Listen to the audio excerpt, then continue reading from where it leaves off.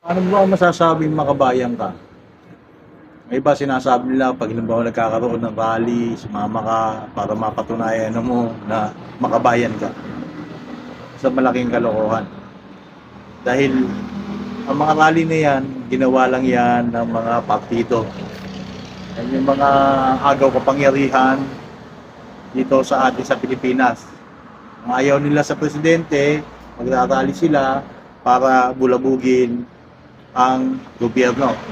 Ngayon, ginagawa nila, imbis na nakakatulong sila sa pag-unlad ng Pilipinas, ginugulo lang lalo nila yung naka-stable na mga negosyante sa Pilipinas. Kasi pag nagkakagulo, establishment yan, ang nangyayari, yung mga negosyante, imbis na pumasok dito sa atin, sa Pilipinas, ay nawawalan sila ng gana kasi tayo-tayo nag-aaway-away.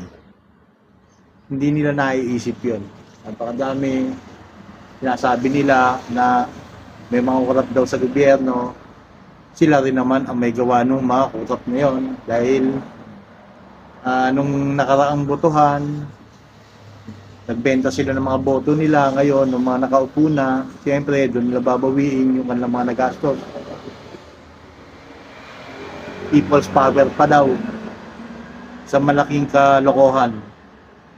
Hindi magtatagumpay ang people's power kung wala ang military. Ginaawagan nila, naguluhan lang sa bansa para hindi magpatuloy na maging maunlad ang ating bansa. Kung nang nakikita naman natin ay kung may ginagawa ang Pangulo ng Pilipinas, bakit pa tayo makikilahok doon sa rally?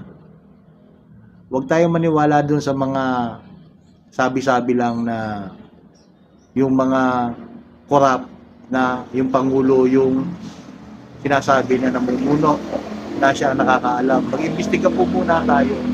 Tayo basta-basta naniniwala sa mga sabi-sabi. Kasi kapag kayo ay naniwala sa sabi-sabi, wala kayong mga bait na sarili. Yun lang po. Peace out.